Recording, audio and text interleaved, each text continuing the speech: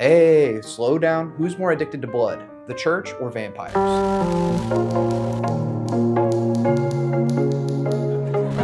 What's up, guys? Today we're talking about Ganja and Hess, written and directed by Bill Gunn. The movie stars Duane Jones as Dr. Hess Green, a wealthy anthropologist studying an ancient nation of African blood drinkers. Hess is attacked by disturbed assistant George Meda, Bill Gunn, stabbed with a ceremonial dagger that bestows him with a strange addiction to blood. Meda's wife Ganja, Marlene Rivera, shows up looking for her husband, but strikes up a strange affair with Hess. Sounds pretty crazy, right? Let's get into it.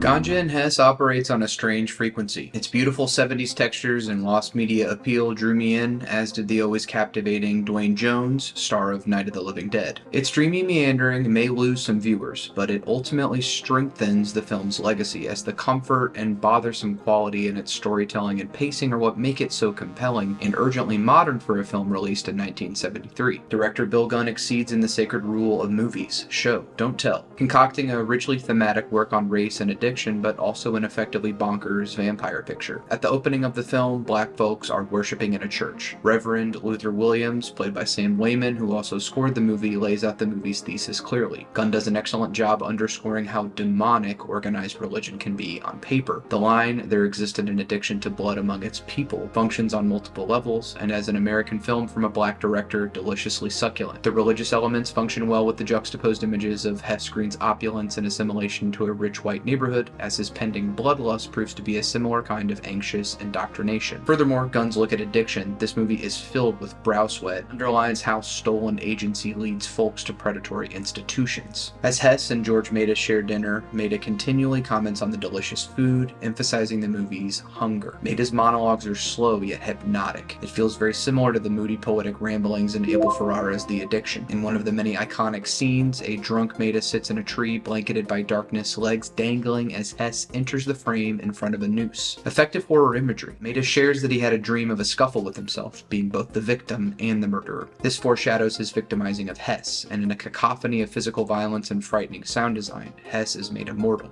ravenous. Gunn's vampires are more sexy, less fanged, but still carry a disorienting Nosferatu-like persuasion. Blood is drunk from glasses, licked from the skin, shared with a kiss. Duane Jones even carries himself like Bela Lugosi. Hess's life is turned upside down as he ventures out to find or steal more blood to satiate his overpowering lust. These sequences are full of lush lighting, close-ups on nice cars, and dim, hazy dins of drinking, sex work, and dark business. Gunn's ambiance is exquisite, everything feeling very strange and dreamlike, grounded only in the movie's addictive pull as you begin to anticipate another nightmare. Marlene Rivera embodies Meda's wife Ganja with chutzpah and sexy swagger, her performance unlike anything I've seen before. Her energy is completely opposite to Duane Jones's stoic consternation. I found it startling how rude Ganja would be to Archie, Hess's in-house worker, who admits to Ganja that he came with the house. This immediately brought to mind the idea of possession, and how people can be possessed by an idea or a spirit, and the horrors of slavery and possessing people, how property was and is now defined. Ganja, upon finding her husband's dead and drained body in Hess's wine cellar, is terrified. Marlene Rivera emits some iconic screams akin to Cheryl Lee, but remains surprisingly open to Hess, probably some kind of vampiric persuasion, but amplified by his wealth and stature. They marry, and while she is terrified of her new bloody reality, their love is consummated upon the body of a young man they seduce and eventually discard in the fields. Visually, this movie is astounding. Shot by cinematographer James E. Hinton, a known civil rights movement documentarian, he captures Gunn's vision perfectly. The wedding scene is magnificently lavish, pools shimmering behind them like a cauldron. Gunn beautifully juxtaposes naturalistic tribal African imagery against sanitized assimilation into white society a la the white men in Eyes Wide Shut style masks to exemplify vampirism. Perhaps the most striking and instantly iconic scene from the movie is the sex scene between Ganja and the seduced young man. The giallo red blood, there are shades of Italian horror all over this movie, covering their bodies as provocative and shiny and incredibly sexy. God, just one of the best sex scenes ever. Soon after, Hess reaches a breaking point. He returns to Reverend Williams for salvation. This moment acts as parallel to the African chants known as the Bongli work song, and he hallucinates when he grows hungry, replaced with worship songs and people speaking in tongues as the Reverend attempts to save his soul. Is there any comfort found in this religion, as the possessive demon speak from Williams's churchgoers is no different than what he sees and hears when blood drunk. Hess's pain is inescapable, desperately praying for a reality that seems impossible. No wonder organized religion holds such a vice grip on this country. This is the stuff of the greatest horror movies. Hess, hopeless, ends up offing himself, notably in front of a cross like Meda. Addiction is a vicious cycle. Ganja is left to pick up the pieces, given a life that I wondered whether she actually wanted or more so was thrust into by the movie's strange circumstances. In an eerie but incredible ending, the young man they drained earlier returns, dong flopping about like Samson from 28 years later, leaping over Archie's dead body towards Ganja. Is this revenge? Is Gunn toying with the film's established dream logic and staking a claim that Hess's existence lived on inside this young man they vampirized, insinuating a collective consciousness? Maybe akin to the connected suffering for black folks in America? Or on a more romantic spin, it's Hess revisiting Ganja in a new body, that love can find you in multiple or infinite lifetimes. Duane Jones and Marlene Rivera have incredible chemistry. Jones commands the screen and brings the movie to life for saying so little. Rivera puts in a tremendous performance, forced to react to the world around her, adding a comedic, if not sometimes cruel, touch. The tenderness between the two gives the movie a real emotional core, Gunn effectively breaking the genre conventions and sculpting something entirely new. While there is plenty of sensuality, it is through their physicality that real trauma and depictions of love are explored. The sound design is immaculate. It's like you're inside of a beating heart gone cold. Thunderstorms and snarling tigers. Sam Waymon's score is tastefully exhilarating and soulful, adding an ethereal, if not sometimes demonic-sounding layer to Bill Gunn's direction, like an album of cursed music lost to time. Gunn's filmmaking style feels directly in conversation with David Lynch's entire filmography, specifically Eraserhead, which released just 4 years later in 1977. They were both forced to work within a very small budget and ended up making something spectacularly moving. These films are artful, approaching storytelling with a strong emphasis on sound and image as opposed to a wordy script. The characters in Ganja and Hess act in odd ways, as do David Lynch's characters. The movie interacts with religion and race in the same ways that Eraserhead interacts with modernity and raising a child. Both films are American in a deeply upsetting way, yet effective to the emotion that seems absent but loudly leaks all over their floor like blood from an open wound. As the credits roll, a children's choir sings, "There is a fountain filled with blood drawn from Emmanuel's vein." A fittingly chilling ending that underneath sterilized Christianity is a brown man's corpse with its blood sucked dry, co-opted to enact and separate a people from their history, all while selling you that same blood as assured salvation. Sexualization and fetishization of black culture, inherent to blaxploitation but also built into its self-critical power. The film implements vampirism as a narrative technique to symbolize black suffering, if not the black diaspora, to great effect. It's with this vampire film I realized that the allure of living forever, shackled with an insatiable hunger, sounds like one of the greatest types of suffering. A beautiful and timeless nightmare, Ganja and Hess is a prescient reminder that suffering is ongoing and, like vampirism, carries no easy salve. You may worship, you may copulate, you may try to whet the thirst in your soul, but the American dream and Christianity only remind you of the coppery residue of never-ending blood on your tongue. It's also just a vibey, creepy vampire horror flick with some gorgeous cinematography, auteur direction from Bill Gunn, and an all-timer score. Gunn's nightmare images are as horrific as they are enticing, another masterpiece in the lineage of vampire movies. You definitely won't regret inviting Ganja and Hess in for a drink.